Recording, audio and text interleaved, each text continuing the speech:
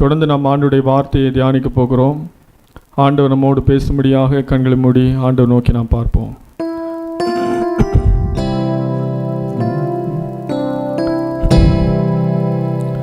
ഇത്രത്തോളമേകോവാ സഹായിച്ചു, ഇത്രത്തോളം ദൈവം എന്നെ നടത്തി. ഒന്നുമില്ലായ്മയിൽ നിന്നെ ഉയർത്തി, ഇത്രത്തോളമേകോവാ സഹായിച്ചു. ഒന്നുമില്ലായ്മയിൽ നിന്നെ ഉയർത്തി, ഇത്രത്തോളമേകോവാ സഹായിച്ചു. ഹാഗരീനെ പോലെ ഞാൻ അലഞ്ഞപ്പോ, യാക്കോബിനെ പോലെ ഞാൻ അലഞ്ഞപ്പോ, ഹാഗരീനെ പോലെ ഞാൻ അലഞ്ഞപ്പോ, യാക്കോബിനെ പോലെ ഞാൻ അലഞ്ഞപ്പോ, മരുഭൂമിയിൽ എനിക്ക് ജീവജലം തന്നെ, ഇത്രത്തോളമേകോവാ സഹായിച്ചു. മരുഭൂമിയിൽ എനിക്ക് ജീവജലം തന്നെ, ഇത്രത്തോളമേകോവാ സഹായിച്ചു. ഇത്രത്തോളമേകോവാ സഹായിച്ചു. ഇത്രത്തോളം ദൈവം എന്നെ നടത്തി. ഒന്നുമില്ലായ്മയിൽ നിന്നെ ഉയർത്തി, ഇത്രത്തോളമേകോവാ സഹായിച്ചു. ഒന്നുമില്ലായ്മയിൽ നിന്നെ ഉയർത്തി, ഇത്രത്തോളമേകോവാ സഹായിച്ചു.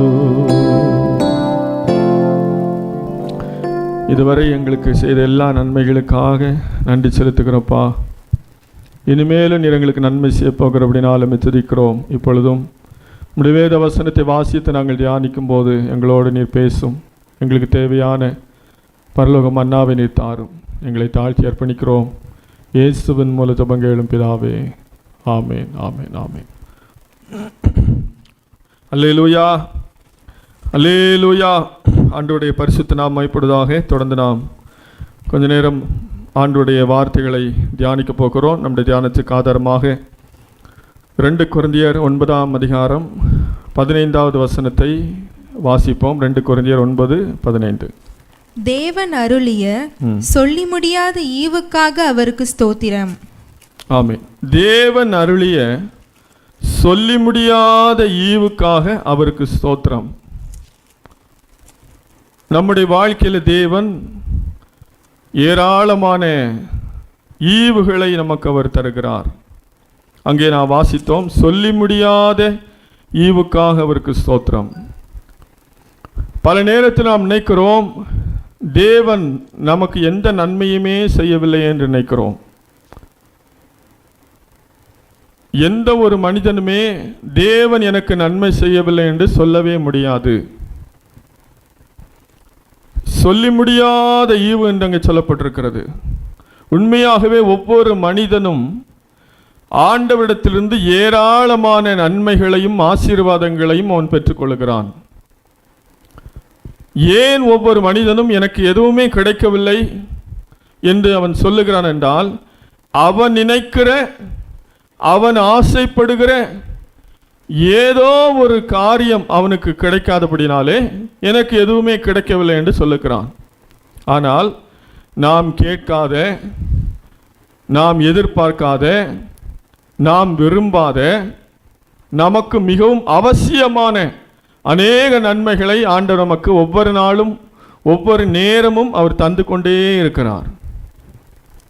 ஆகவேதான் அங்கே சொல்லப்பட்டிருக்கிறது, தேவன் அருளிய சொல்லி முடியாத ஈவுக்காக அவருக்கு ஸ்தோத்திரம் என்று சொல்லி.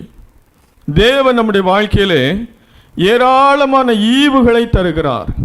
ஈவு என்று சொன்னால் ஆங்கிலத்தில் கிஃப்ட் என்று பொருள்.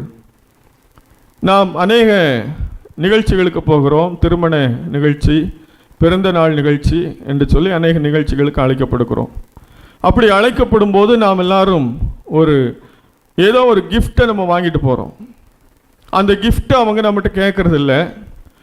இந்த கிஃப்ட் எனக்கு வேணும்னு அவங்க சொல்கிறதும் இல்லை, நாமும் அவங்கள்ட்ட கேட்குறதும் இல்லை. நமக்கு பிடித்த ஒரு காரியத்தை, ஒரு பொருளை நாம் வாங்கி செல்லுகிறோம், அதுதான் கிஃப்ட். ஒரு விளையாடுகிறோம், ஒரு காரியத்தில் வெற்றி பெறுகிறோம் என்று சொன்னால் அது கிடைப்பது பரிசு, பிரைஸ் கிடைக்குது.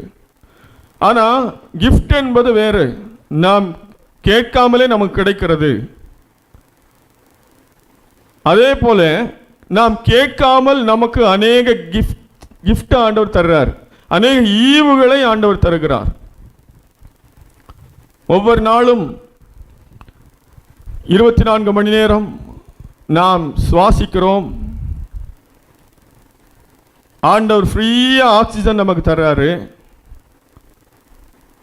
நம்மால் சுவாசிக்க முடியவில்லை என்று சொன்னால் நம்மை எடுத்துக்கொண்டு மருத்துவமனைக்கு செல்வார்கள். அப்படி மருத்துவமனையில் போய் நமக்கு அந்த வெண்டிலேட்டர் வச்சு, அந்த சுவாச கருவி வச்சு அவங்க பராமரிக்கிறதுக்கு எவ்வளவு செலவாகும் என்று நமக்கு தெரியும். ஒரு மணி நேரத்துக்கு இத்தனை ஆயிரம் கொடுத்தாதான் நமக்கு அந்த சுவாச கருவியை அவங்க பொருத்துவாங்க. அநேக இக்கட்டான சூழ்நிலையில் அந்த கருவி பொருத்தப்பட்டு சிகிச்சை அளிக்கப்படுகிறது. பலர் அதிலிருந்து வெளியே வந்து விடுகிறார்கள்.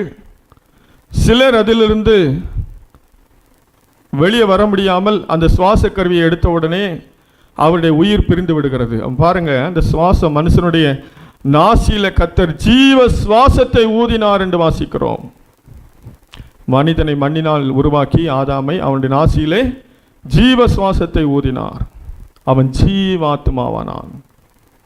அந்த சுவாசம், நம்ம சுவாசிக்கிற அந்த ஆக்சிஜன் ஃப்ரீயா நம்ம சுவாசிக்கிறோம். அதுல பிரச்சனை ஆயிடுச்சுன்னா பாருங்க, எத்தனை ஆயிரம் கொடுத்து, ஒருவேளை நமக்கு ஒரு 50 வயது என்று வைத்துக் கொள்ளுங்கள், அல்லது 60 வயது என்று வைத்துக் கொள்ளுங்கள். 60 வருஷமா நம்ம ஃப்ரீயா என்ன செய்துட்டு இருக்கோம், சுவாசிச்சுட்டு இருக்கிறோம். இலவசமான ஆக்சிஜன் நம்ம கிடைக்கிறது, எந்த கருவியும் பொருத்தப்படவில்லை. இப்போ அதில் மிஸ்டேக் ஆகிடுச்சு அப்படின்னா எவ்வளவு நாம் செலவு செய்ய வேண்டியிருக்கும். இதே போல் ஒவ்வொரு காரியமும், நம்முடைய சரீரத்தில் ஒரு கிட்னி ஃபெயிலியர் ஆகிடுச்சுன்னா என்ன பண்ணணும், வேறு கிட்னி வாங்கணும், அதை செக் பண்ணணும், அது செட் ஆகணும், அது கிடைக்காது. அதுக்கு எவ்வளவோ ரிஸ்க் இருக்குது. நம்ம கிட்னி எல்லாம் நல்லா ஃபங்க்ஷன் ஆகுது, ஹார்ட் ஃபங்க்ஷன் ஆகிட்டு இருக்குது, நம்ம சரீரத்தின் உறுப்புகள் எல்லாம் சரியாக இயங்கி கொண்டிருக்கிறது என்று சொன்னால் எவ்வளோ பெரிய ஈவு. அதெல்லாம் நமக்கு என்னைக்கே கேட்குறோமா? கேட்காமலே தேவன் நமக்கு தந்து கொண்டிருக்கிற ஈவுகள் ஏராளம் ஏராளம். ஆகவே அங்கே சொல்லப்பட்டிருக்கிறது, தேவன் அருளிய சொல்லி முடியாத ஈவுக்காக அவருக்கு ஸ்தோத்திரம். சரீரத்திற்கு எத்தனையோ அவயவங்கள், அதில் ஒரு அவயவம் கெட்டு போனால் கூட நாம் எவ்வளவோ அதற்காக முயற்சி செய்து சிரமப்பட்டு மருத்துவமனையாய் அலைந்து தெரிந்து அதற்காக ஆயிரக்கணக்கான லட்சக்கணக்கான பணங்களை செலவாக்கி அதிலும் அநேகர் வெற்றி பெற முடியாமல் தோல்வி அடைந்து விடுகிறார்கள். தேவன் நம்ம எவ்வளவாய் பாதுகாத்து வைத்திருக்கிறார். ஆயுள் முழுவதும் நமக்கு நல்ல சுவாசத்தை தந்து, நல்ல இரத்த ஓட்டத்தை தந்து, சரீரத்தின் அவயவங்களை இயங்க வைத்து நம்மை பாதுகாத்து கொண்டிருக்கிறார் என்று சொன்னால், ஏதோ நாம் கிடைக்கிற ஒரு சில பொருள், நமக்கு நாம் விரும்புகிற ஒரு சில பொருள் நமக்கு கிடைக்கவில்லை என்பதற்காக ஆண்டவனுக்கு நன்மையே செய்யவில்லை என்று சொல்லி நாம் சொல்லுகிறோமே. நம்மை போல துரோகிகள் இந்த உலகத்தில் யாருமே இருக்க முடியாது.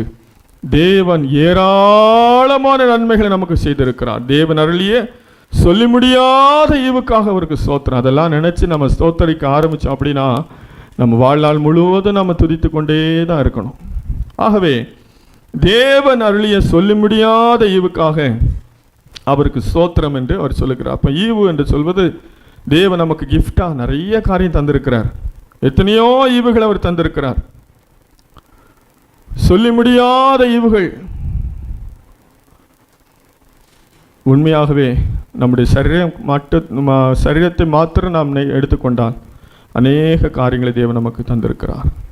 சொல்லி முடியாத ஈவு, சொல்லி முடியாத நன்மைகளை தேவன் நமக்கு தந்திருக்கிறார்.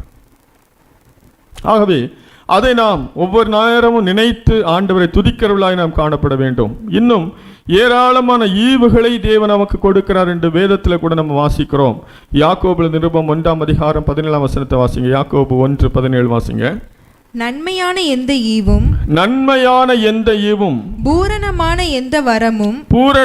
எந்த வரமும் பரத்திலிருந்து உண்டாகி சோதிகளின் பிதாவினிடத்திலிருந்து இறங்கி வருகிறது. ஆமென். நன்மையான எந்த ஈவும் பரத்திலிருந்து உண்டாகி சோதிகளின் பிதாவினிடத்திலிருந்து இறங்கி வருகிறது என்று வாசிக்கிறோம்.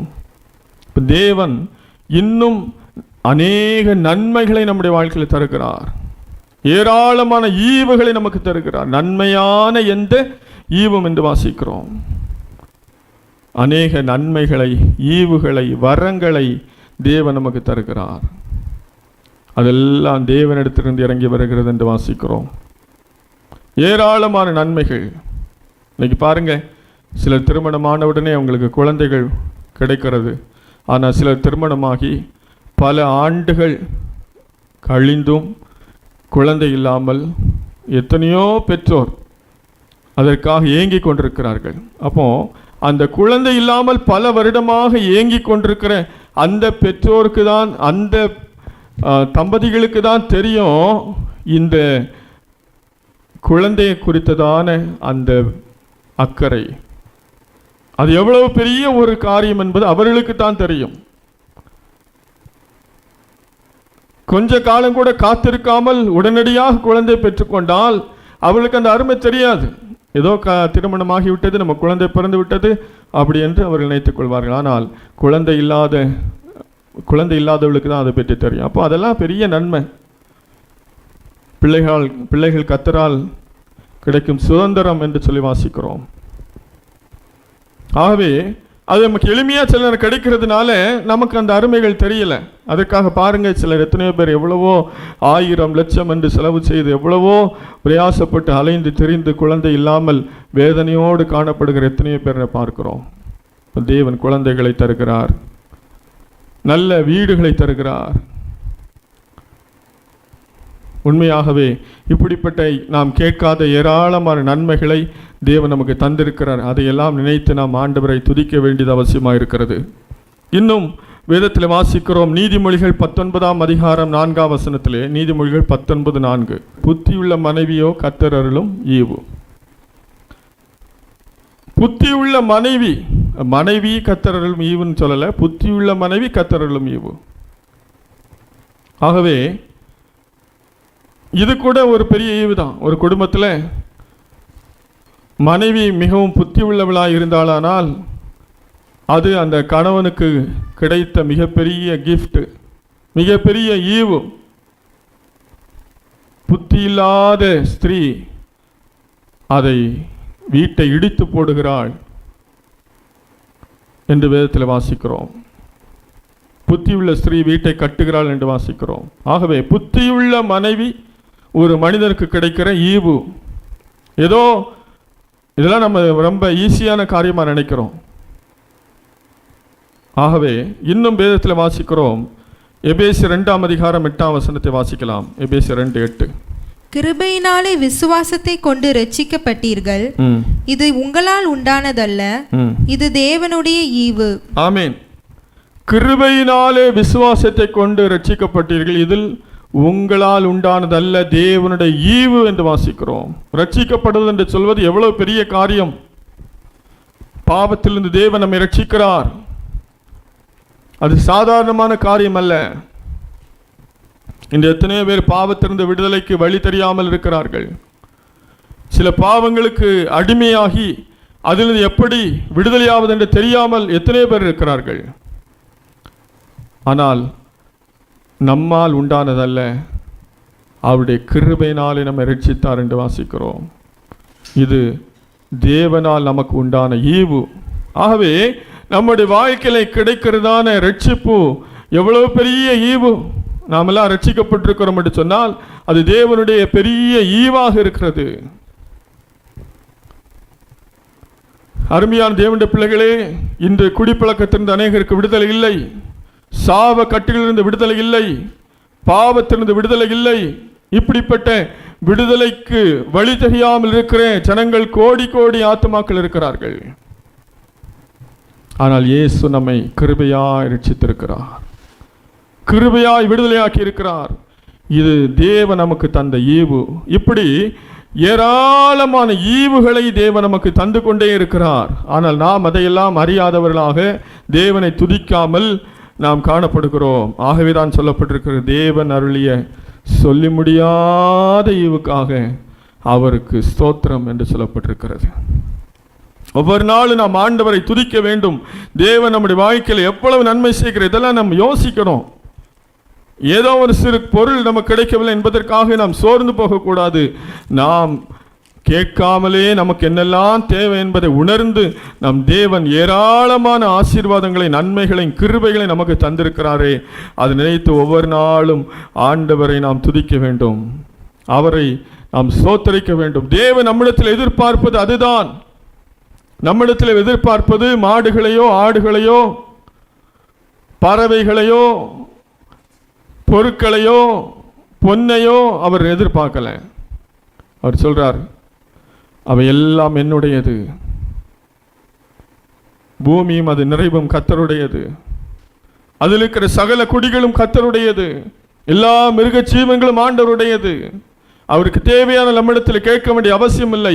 தேவன் நம்மிடத்தில் எதிர்பார்க்கிற காரியம் ஒவ்வொரு நாளும் அவர் நம் வாழ்க்கையில் செய்கிற நன்மைகளுக்காக, அவர் நமக்கு தருகிற ஈவுகளுக்காக அவரை நாம் துதித்து ஆராதிக்க வேண்டும் என்று தேவன் நம்மிடத்தில் அதிகமாக எதிர்பார்க்கிறார். ஆகவே நாம் ஆண்டவரை துதிப்பதற்கு ஒருபோதும் மறந்துவிடக்கூடாது. ஆண்டவரை நாம் எப்போதும் துதிக்க வேண்டும். கர்த்தரை நான் எக்காலத்திலும் ஸ்தோத்தரிப்பேன், அவர் துதி எப்போது என் வாயில் இருக்கும் என்று சொல்லி சங்கீதத்தில் வாசிப்பது போல எப்போதும் ஆண்டவரை துதிக்கிறவளாய் நாம் காணப்பட வேண்டும். இன்னும் 116 சங்கீதத்திலே 12 வசனம் 13 வசனம் வாசிக்கலாம். 116, 12, 13. கர்த்தர் எனக்கு செய்த எல்லா உபகாரங்களுக்காகவும் அவருக்கு எண்ணத்தை செலுத்துவேன். இரட்சிப்பின் பாத்திரத்தை எடுத்துக்கொண்டு கர்த்தருடைய நாமத்தை தொழுது கொள்வேன். கர்த்தர் எனக்கு செய்த எல்லா உபகாரங்களுக்காகவும் அவருக்கு எண்ணத்தை செலுத்துவேன் என்று அவன் சொல்லுகிறான். அப்ப ஏதாவது செலுத்துறதுக்கு இருந்து அவன் சொல்லியிருப்பான். அப்படி ஆண்டவர் செய்கிற அந்த உபகாரங்களுக்காக நாம் எதை செலுத்த முடியும்? ஆண்டவருக்கு நாம் துதியை தான் செலுத்த முடியும். ரட்சிப்பின் பாத்திரத்தை எடுத்துக்கொண்டு கர்த்தருடைய நாமத்தை தொழுது கொள்ளுவேன் என்று சொல்லுகிறான். ஒவ்வொரு நாளும் ஆண்டவரை ஆராதிப்பதும், ஆண்டவரை துதிப்பதும், ஆண்டவரை தொழுது கொள்ளுவதும் நம்முடைய வாழ்க்கையிலே நமக்கு மிகப்பெரிய கடமையாக இருக்கிறது. ஆகவே ஆண்டவரை நாம் எப்போதும் துதிக்க வேண்டும், ஆண்டவரை ஸ்தோத்தரிக்க வேண்டும். ஆண்டவர் நமக்கு நன்மை செய்யவில்லை என்று நாம் ஒருபோதும் சொல்லக்கூடாது. ஆண்டவர் ஏராளமான நன்மைகளை ஒவ்வொரு நொடி பொழுதும் நமக்கு செய்து கொண்டிருக்கிறார். ஆண்டவர் நம்மை ஒரு நொடி பொழுது கைவிட்டால் கூட நம்முடைய வாழ்க்கை திகைத்து போகும், அல்லது நம்முடைய வாழ்க்கை மறைந்து போகும். ஆண்டவர் ஒவ்வொரு நிமிடமும் நம்மை பாதுகாக்கிறபடினால தான் அந்த உலகத்திலே நாம் ஒவ்வொருவரும் வாழ்ந்து கொண்டிருக்கிறோம். ஆகவே தேவனை நாம் துதிக்க வேண்டியது நம்முடைய வாழ்க்கையில் அவசியமான ஒன்று. அதுதான் நம்முடைய வாழ்க்கையில் தேவன் எதிர்பார்க்கிற ஒன்று. 50வது சங்கீதத்தில் 23வது வசனத்தை வாசிக்கலாம். 50வது சங்கீதம் 23வது வசனம். ஸ்தோத்திர பலியிடுகிறவன் என்னை மகிமைப்படுத்துகிறான். தன் வழியை செவ்வைப்படுத்துகிறவனுக்கு தேவனுடைய இரட்சிப்பை வெளிப்படுத்துவேன் என்று சொல்லுகிறார். ஆமென். இங்கே வாசிக்கிறோம், ஸ்தோத்திர பலியிடுகிறவன் என்னை மகிமைப்படுத்துகிறான். அப்ப ஆண்டவரை நாம் துதிக்கும் போது, ஸ்தோத்திரிக்கும் போது தேவனை நாம் என்ன செய்கிறோம்? மகிமைப்படுத்துகிறோம். ஆகவே எப்போது நாம் ஆண்டவரை மகிமைப்படுத்தி கொண்டே இருக்க வேண்டும். ஆண்டவரை நாம் துதிக்க துதிக்க ஆண்டவருடைய நாமம் மகிமைப்படுகிறது. தேவன் நம்முடைய துதிகளிலே பிரியப்படுகிறார். இந்த ஜனத்தை எனக்கென்று ஏற்படுத்தினேன், இவர்கள் துதியை சொல்லி வருவார் என்று சொன்னது போல தேவன் இந்த உலகத்திலே அவரை துதிக்கும்படியாய், அவரை மகிமைப்படுத்தும்படியாக, அவருக்கு சாட்சியாய் வாழும்படியாக நம்ம வைத்திருக்கிறார் என்கிறதை உணர்ந்து ஆண்டவரை நாம் எப்போதும் ஸ்தோத்தரிக்க வேண்டியது அவசியமாக இருக்கிறது. ஆகவே ஆண்டவரை நாம் உற்சாகமாய் துதிப்போம். ஆண்டவரை நாம் எப்படி துதிக்க வேண்டும் என்று சில காரியங்களை நாம் பார்க்கலாம். சங்கீதத்தில் நிறைய காரியங்களை பார்க்கிறோம். உற்சாகத்தோடு ஆண்டவரை துதிக்க வேண்டும், முழு உள்ளத்தோடு ஆண்டவர் துதிக்க வேண்டும், பயபக்தியை ஆண்டவர் துதிக்க வேண்டும். அநேக காரியங்களை நாம் பார்க்கிறோம். சில காரியங்களை மாத்திரம் உங்களுக்கு நான் சொல்ல விரும்புகிறேன். எபிரேயர் 13ஆம் அதிகாரம் 15ஆம் வசனத்தை வாசிக்கலாம். எபிரேயர் 13:15.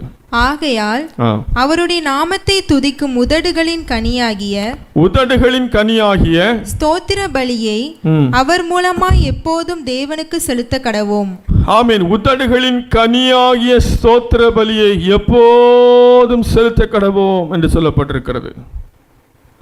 இங்க வாசிக்கிற உதடுகளின் கனி, ஆண்டவர் நமக்கு நல்ல உதடுகளை தந்திருக்கிறார். அந்த உதடுகளிலிருந்து ஆண்டவருக்கு கனியாய் நாம் கொடுப்பது ஸ்தோத்திரம். உதடுகளின் கனியாகிய ஸ்தோத்திர பலியை என்று நாம் அங்கே வாசித்தோம். ஸ்தோத்திர பலியை நாம் செலுத்த, உதடுகளின் கனி, பழைய ஏற்பாட்டு நாட்களிலே பலி செலுத்தும் போது கனிகளை பலி செலுத்தினார்கள், காய்கறிகளை பலி செலுத்தினார்கள், தானியங்களை பலி செலுத்தினார்கள், மெல்லிய மாவை பலியாய் செலுத்தினார்கள், முதற் பலன்கள் எல்லாம் பலி செலுத்தினார்கள்.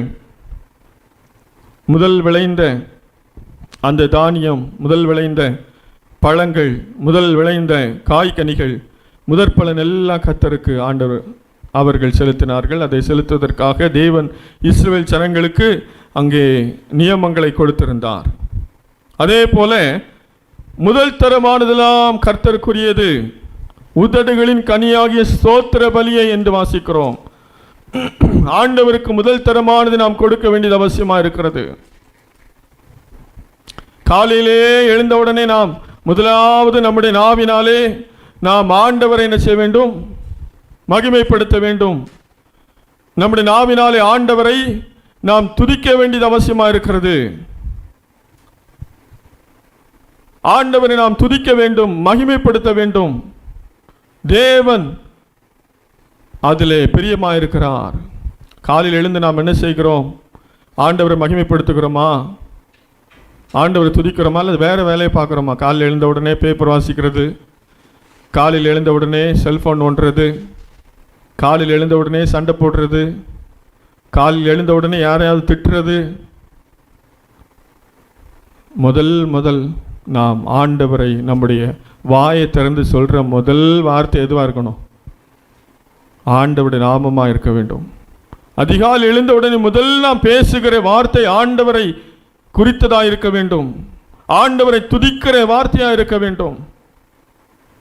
சிலர் ஐயோன்னு எழும்புவாங்க. அப்படி அல்ல, அல்லேலியான்னு எழும்பணும், ஸ்தோத்திரன்னு சொல்லி எழும்பணும், ஆண்டவரே என்று சொல்லி நாம் எழும்ப வேண்டும். அதான் முதல் ஆண்டவருக்கு செலுத்துகிற காரியம். நம்முடைய நாவினாலே ஆண்டவரை நாம் மகிமைப்படுத்த வேண்டும். நம்முடைய நாவினாலே ஆண்டவரை துதிக்க வேண்டும். மனுஷனை மகிமைப்படுத்துவதை விட்டுவிட்டு தேவனை நாம் மகிமைப்படுத்த வேண்டும். ஐயோ இன்னைக்கு யாருக்கு மூஞ்சில் முழிச்சனோ தெரியலையே அப்படின்னு சொல்ல நினைப்பாங்க. முதல்ல யாரை பார்த்தனோ தெரியல, இன்னைக்கு இவ்வளோ பிரச்சனை ஆயிடுச்சு, இன்றைக்கி நான் யார் முகத்தை முதல்ல பார்த்தேன்னு தெரியல, இவ்வளோ சந்தோஷமாக இருக்குது. இதெல்லாம் உலகத்தார் சொல்லுகிற காரியம். முதலாவது தேவனை நாம் தரிசிப்போமானால், தேவனை துதிப்போமானால், தேவனை மகிமைப்படுத்துவோமானால் நம்முடைய வாழ்க்கை முழுவதும், அந்த நாள் முழுவதும் நமக்கு ஆசீர்வாதமாக இருக்கும்.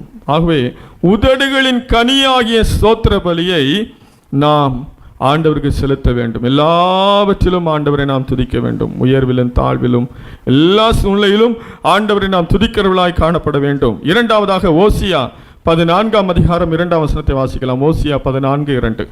வார்த்தைகளை கொண்டு கர்த்தரிடத்தில் திரும்புங்கள், அவரை நோக்கி தேவரீர் எல்லா அக்கிரமத்தையும் நீக்கி எங்களை தயவாய் அங்கீகரித்தருளும், அப்பொழுது நாங்கள் எங்கள் உதடுகளின் காளைகளை செலுத்துவோம். எங்கள் உதடுகளின் காளைகளை செலுத்துவோம். உதடுகளின் காளை என்று சொன்னால் என்ன? உதடுகளினாலே செலுத்துகிற ஸ்தோத்திர பலிகளை குறிக்கிறது. உதடுகளின் காளைகளை செலுத்துவோம். பாருங்க, உதடுகளின் ஆடுகளை என்று சொல்லாமல், உதடுகளின் புறாக்களை என்று சொல்லாமல், உதடுகளின் காளைகளை செலுத்துவோம். ஆண்டவருக்கு பழைய ஏற்பாட்டிலே ஆண்டவர் செலுத்த வேண்டிய பலிகள் சொல்லப்பட்டிருக்கிறது. ஆடுகள், மாடுகள், புறாக்கள், இதெல்லாம் பலி செலுத்தினாங்க. இதில் பெரிய பலி என்னது தான்? காளை. காளை தான் அந்த செலுத்த வேண்டிய பலிகளில் பெரிய பலி. பழைய பாட்டு முறை எப்படி அப்படின்னா, இந்த ஆண்டவருக்கு இந்த பலி செலுத்துவாங்க. அதில் வந்து ஒரு பகுதி ஆண்டவருக்கு செலுத்தப்படும், மீதி உள்ள பகுதி ஆசாரியனுக்கு, லேவியர்களுக்கும், அந்த ஆலயத்திலே சார்ந்திருக்கிற ஏழைகளுக்கும், விதவைகளுக்கும், திக்கற்ற பிள்ளைகளுக்கும், இதுக்கெல்லாம் அந்த ஷேர் வந்து அப்படி போகும். ஆண்டவருக்கு செலுத்த வேண்டிய சில காரியங்களை தகனித்து விட்டு அந்த மீதி மாம்சம் லேவியர், ஆசாரியர், ஏழைகள் இவர்கள் சாப்பிட்றதுக்காக அது ஒதுக்கப்படும். ஆகவே இது எதை குறிக்கிறது பாருங்க. ஒருத்தன் ஒரு புறாவை கொண்டு வந்தான்னு வைங்களா பலி செலுத்துறதுக்கு. புறாவை எத்தனை பேர் கொடுக்க முடியும்? அது எத்தனை பேர் போஷிக்கப்பட முடியும்? ஒரு ஆட்டுக்குட்டியை கொண்டு வந்தானா அது எத்தனை பேர் சாப்பிட முடியும்? ஆனால் ஒரு காளை ஒருத்தன் கொண்டு வந்தா அது நிறைய பேர் சாப்பிட்றதுக்கு, நிறைய பேருடைய பசி அது ஆற்றும், நிறைய பேருக்கு பிரயோஜனமாக இருக்கும். அப்போ காளை என்று சொல்வது ஒரு பெரிய பலி. எதை குறிக்கிறேன் என்று சொன்னால், ஆண்டவருக்கு நாம் செலுத்த வேண்டிய ஸ்தோத்திர பலி அது உற்சாகமானதாக இருக்க வேண்டும். அல்லேலூயா. ஆண்டவரை நாம் உற்சாகமாய் துதிக்க வேண்டும். அதான் உதடுகளின் காளையை செலுத்துவோம். சிலர் ஸ்தோத்திரம் பண்றதை பார்த்தா மீன் கடைசி சாகும்போது வந்து என்ன செய்யும் பார்த்துருக்கீங்களா? மீன் சாகும்போது தண்ணியிலேருந்து வெளியே எடுத்து போட்டால் கொஞ்ச நேரம் அந்த உதடை மட்டும் அப்படியே அசைச்சிட்டு இருக்கும். அவ்வளோதான், அது கதை முடிஞ்சு போச்சு. முதல் ஃபாஸ்ட்டாக அசைக்கும், அப்படி கொஞ்சம் கொஞ்சமாக. சிலர் ஆராதனையில் பார்த்தா அப்படி தான், வாய் வந்து என்ன செய்யாது, சாக போகிற மீன் மாதிரி மெதுவாக அசைஞ்சிட்டே இருக்கும். சிலர் வந்து ஆராதனையில் வந்து பேசாமல் உட்காந்துருப்பாங்க, நல்ல காலை நீட்டி போட்டுட்டு கையை கட்டிக்கிட்டு அப்படியே ரசிச்சுட்டே இருப்பாங்க. நம்ம பாடி ஆராதிச்சுட்டு இருப்போம், இவங்க அப்படி கண்ணை மூடிட்டே தாளம் போட்டுட்டு இருப்பாங்க. சிலர் ஆராதனை நல்லா தூங்கிடுவாங்க. இப்படி ஒவ்வொருத்தரும் ஒவ்வொரு விதமாக ஆராதிக்கிறத நம்ம பார்க்குறோம். ஆனால் இங்கே சொல்லப்பட்டிருக்கிற உதடுகளின் காளையை நாங்கள் செலுத்துவோம். அப்படின்னா உற்சாகமான ஸ்தோத்திரம், உற்சாகமான துதி. அல்லேலியா சொல்லுங்க. அப்படின்னா அந்த அல்லேலியால உயிரே இருக்காது. சில அல்லேலியால சிலருக்கு ரொம்ப வெக்கம், சிலருக்கு ரொம்ப கேவலம் அல்லேலியா சொல்றதுக்கு. அதெல்லாம் உதடுகளின் காளை அல்ல. ஆண்டவருக்கு நாம் துதிகளை ஏறெடுக்கும் போது உற்சாகமாய் துதிக்க வேண்டும். தாவீது முழு பலத்தோடும் ஆடினான் என்று வாசிக்கிறோம். உடன்படிக்கை பெட்டிக்கு முன்பாக முழு பலத்தோடு கர்த்தரை துதித்தான். ஆர்ப்பரியுங்கள் என்று வேதத்தில் வாசிக்கிறோம். ஆனந்த சத்தத்தோடே அவர் சந்நிதி முன் வாருங்கள் என்று சொல்லப்பட்டிருக்கிறது.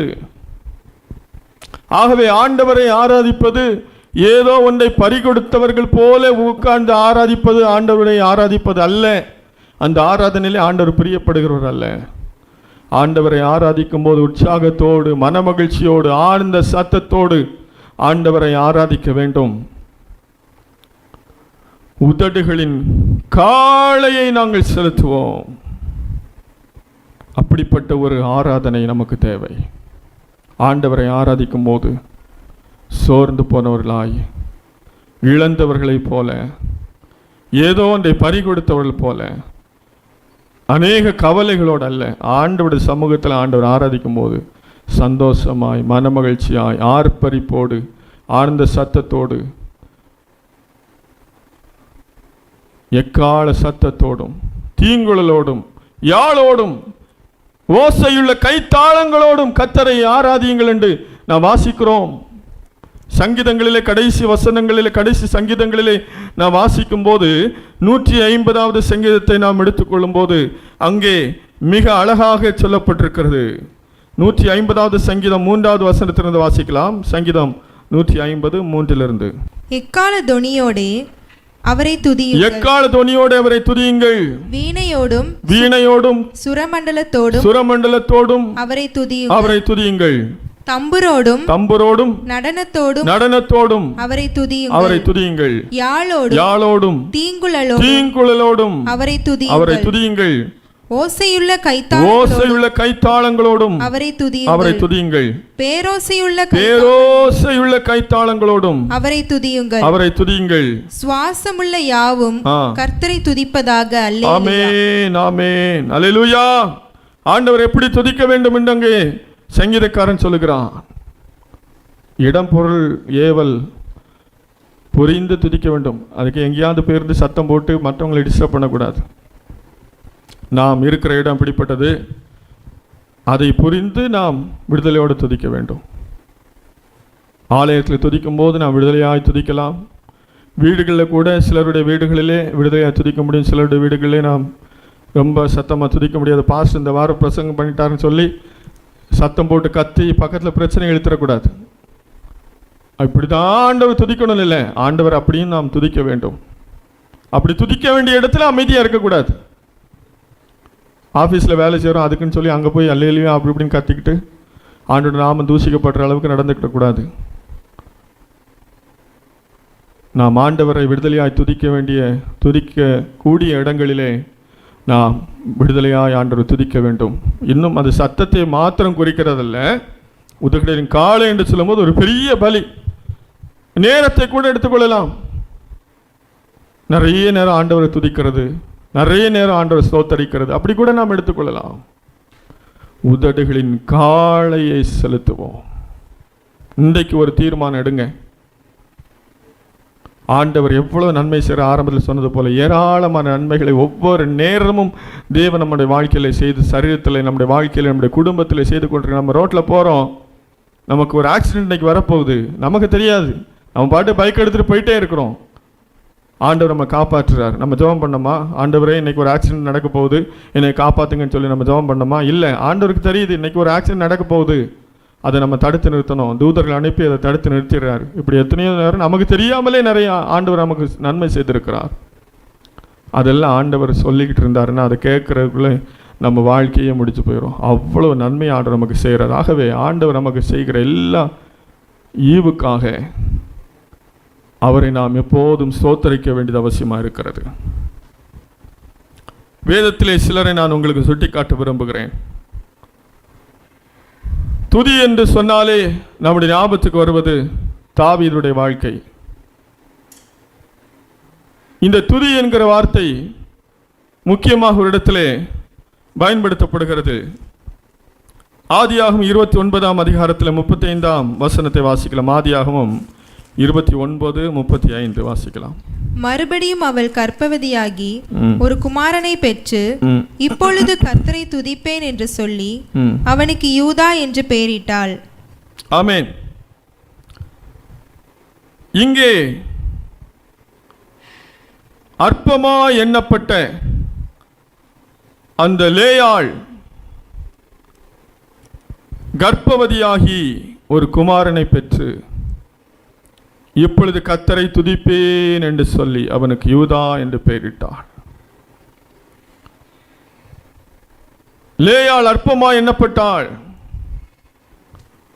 31ஆம் வசனத்தில் வாசிக்கிற லேயாள் அற்பமா எண்ணப்பட்டாள் என்று கர்த்தர் கண்டு அவள் கற்பந்தரிக்கும்படி செய்தார் என்று வாசிக்கிறோம். ஆகவே அந்த லேயாளுக்கு ஆண்டவர் குழந்தைகளை கொடுத்து கொண்டே இருந்தார். இந்த குழந்தை பிறந்தவுடனே நான் கர்த்தர் துதிப்பேன். எத்தனை குழந்தையான கொடுத்தார். நான் அற்பமா எண்ணப்பட்டேன், ஆனால் என்னை கர்த்தர் ஆசீர்வதித்தார் என்று சொல்லி கர்த்தரை துதிப்பேன் என்று சொல்லி யூதா என்று அவனுக்கு பெயரிட்டாள். யூதா என்றால் கர்த்தரை துதிப்பேன் என்று பொருள், துதி என்று பொருள். இஸ்ரவேல் ஜனங்கள் நியாயாதிபதிகளின் புத்தகத்திலே 1ஆம் அதிகாரம் 1ஆம் வசனத்தை வாசிக்கலாம். யோசுவா மரித்த பின் இஸ்ரவேல் புத்திரர் கர்த்தரை நோக்கி கானானியரை எதிர்த்து யுத்தம் பண்ணும்படி எங்களில் யார் முதல் எழுந்து புறப்பட வேண்டும் என்று கேட்டார்கள்.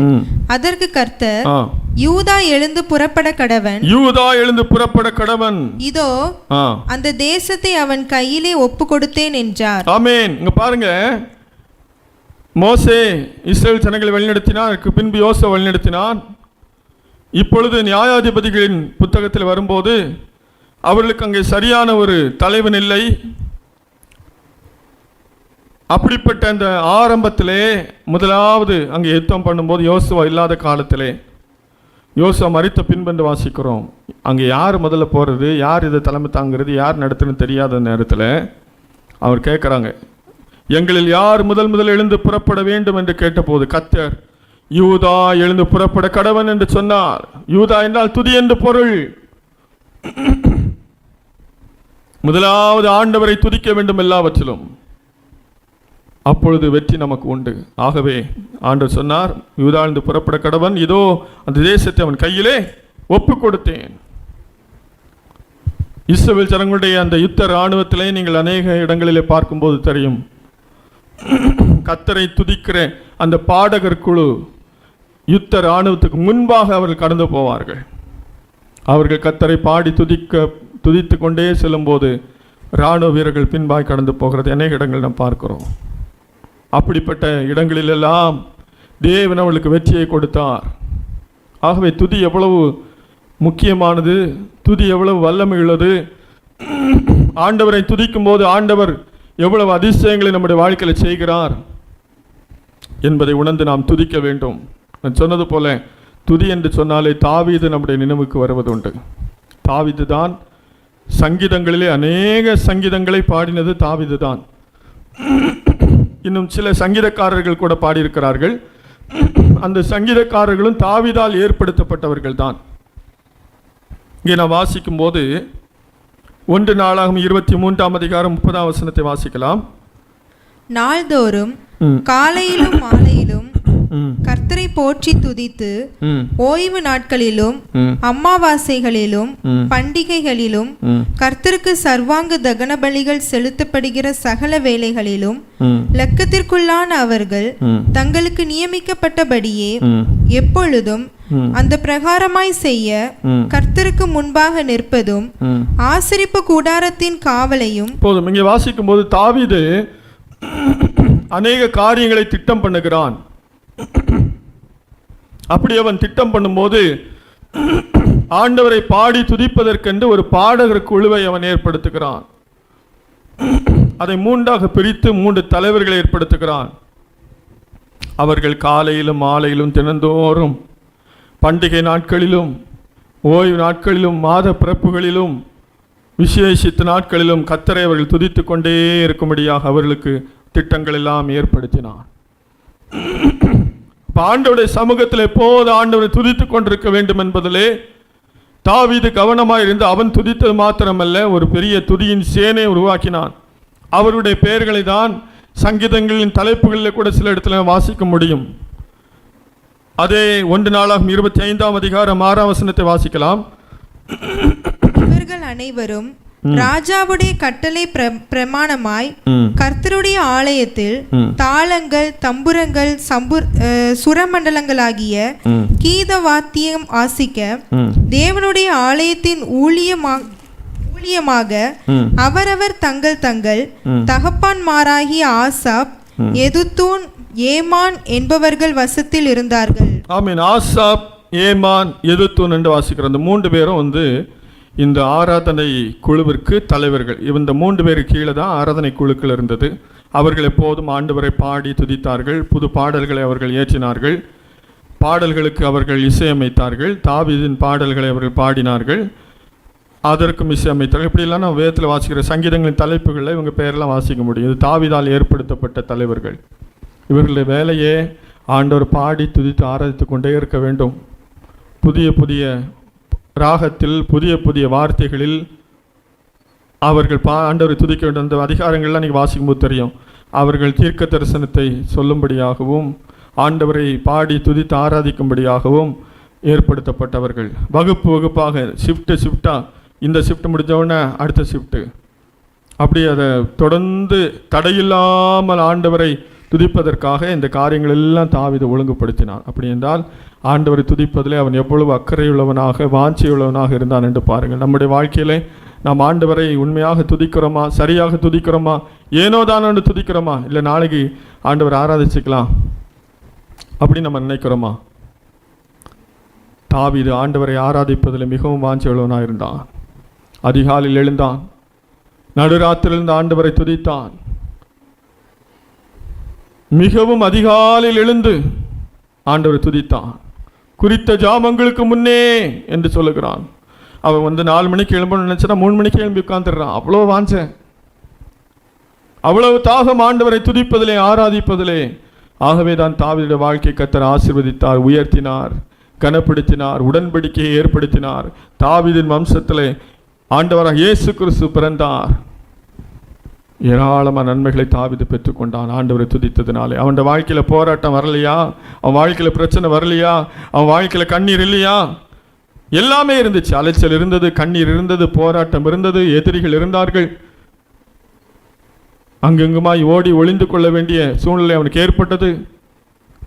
வீணான பழி சுமத்தப்பட்டது.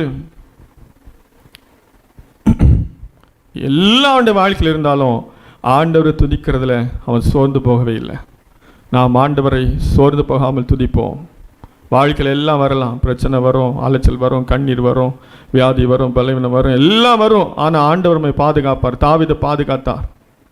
தாவீதை கடைசி வரைக்கும் ஆண்டவர் வழிநடத்தினார், நம்மை வழிநடத்துவார். அதையெல்லாம் பார்த்து ஆண்டவரை துதிக்காமல் நாம் இருக்கக்கூடாது. ஆண்டவரை நம்ம எப்போதும் துதிக்க வேண்டும். சாலமோன் கூட ஆண்டவரை துதித்தான். நாம் அடிக்கடி இதை தியானித்திருக்கிற 1 ராஜாக்கள் 3ஆம் அதிகாரம் 4ஆம் வசனத்தை வாசிக்கும் போது வாசிக்கலாம். அப்படியே ராஜா பலியிட கிபியோனுக்கு போனான். அது பெரிய மேடையா இருந்தது.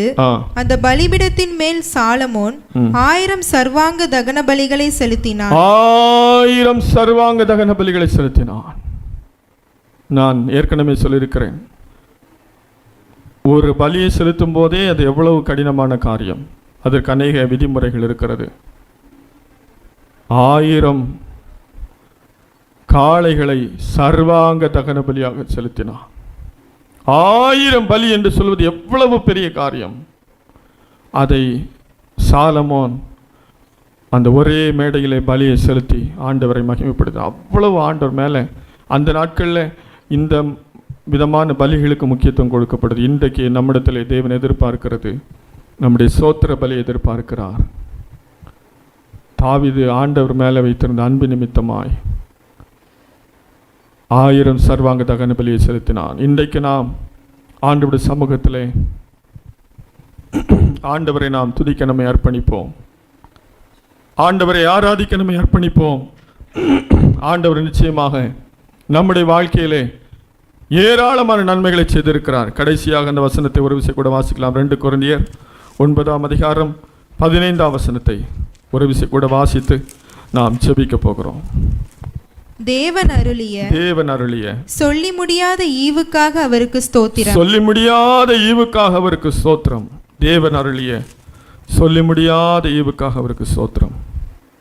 கண்களை மூடி ஆண்டவர் நோக்கி நாம் பார்ப்போம். அல்லேலூயா. அப்பா, நீ நல்லவர், நல்லவர். ஆண்டவரே, எங்கள் வாழ்க்கையில் எத்தனை நன்மைகளை செய்திருக்கு. சொல்லி முடியாத ஈவு. ஒவ்வொரு நேரமும் நாம் நிற்பதும் நிர்மூலமாகாமல் இருப்பதும் ஆண்டவருடைய கிருபை என்று வாசிக்கிறோம். ஒவ்வொரு நொடி பொழுதும் தேவன் நமக்கு நன்மை செய்கிறார். ஒரு நிமிஷம் ஆண்டவர் நம்மளை மறந்துட்டார் அப்படின்னா இந்த உலகத்தில் நாம் வாழவே முடியாது. ஆமென். ஆண்டவரை துதிப்போமா, மகிமைப்படுத்துவோமா? அல்லேலூயா, அல்லேலூயா. இயேசுவே நீ நல்லவர். அல்லேலூயா. அப்பா நீ நல்லவர். எப்படி பாடுவேனா என் இயேசு எனக்கு செய்ததை, எப்படி பாடுவேனா என் இயேசு எனக்கு செய்ததை. ஆமென். ஆயுள் முழுவதும் என் கர்த்தருக்காய் ஆத்துமாதாயம் செய்வேன். ஆமென். ஆயுள் முழுவதும் என் கர்த்தருக்காய் ஆத்துமாதாயம் செய்வேன்.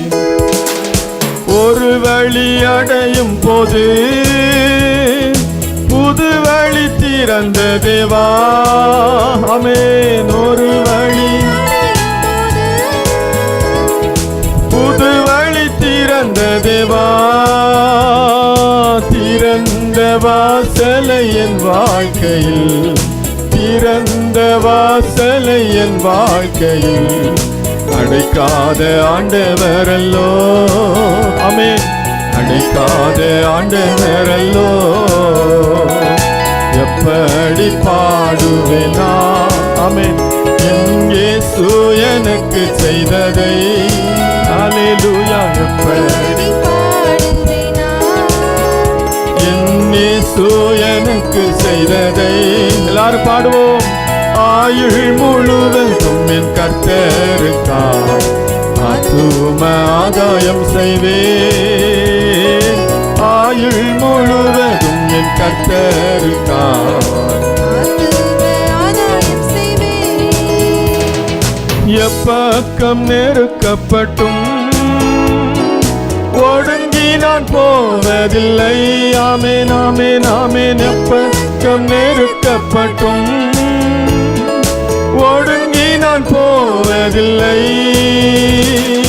அப்பனின் மார்பினில் சாய்ந்தென்றுமே, அப்பனின் மார்பினில் சாய்ந்தென்றுமே எப்போதும் பாடிடுவே. ஆமென்.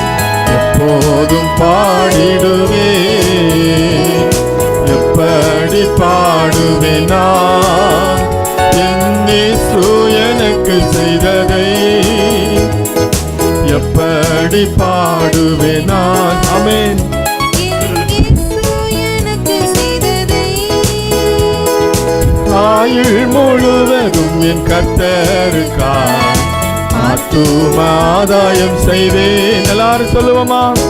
ஆயுள் முழுவதும் என் கர்த்தருக்காய் ஆத்தும ஆதாயம் செய்வேன். கடந்து வந்த பாதையில் கண்மணி போல் காத்திட்டீ. அல்லேலூயா. கடந்து வந்த பாதையில் கண்மணி போல் காத்திட்டீ. கடுகளவும் குறை வைக்காமலே, கடுகளவும் குறை வைக்காமலே அதிகமாய் ஆசீர்வதித்தீ. ஆமென், ஆமென். அதிகமாய் ஆசீர்வதித்தீர். எப்படி பாடுவேனா? என் இயேசு எனக்கு செய்ததை எல்லாரும் பாடுவோம். எப்படி பாடுவேனா? என் இயேசு எனக்கு செய்ததை ஆயுள் முழுவதும் என் கர்த்தருக்காய் ஆத்தும ஆதாயம் செய்வேன். ஆயுள் முழுவதும் என் கர்த்தருக்காய் ஆத்தும ஆதாயம் செய்வேன்.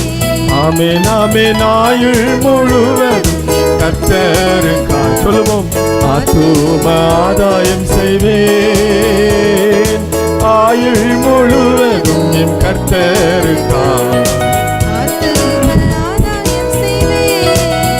ஓஹோ, ஆயுள் முழுவதும். ஆண்டவரே, கடந்து வந்த பாதையில் எவ்வளவோ நன்மை செய்திருப்பா. கடுகளவும் குறை வைக்காமல் எங்களை ஆசீர்வதிக்கிறே. கர்த்தருக்காய் ஆத்தும ஆதாயம் செய்வேன்.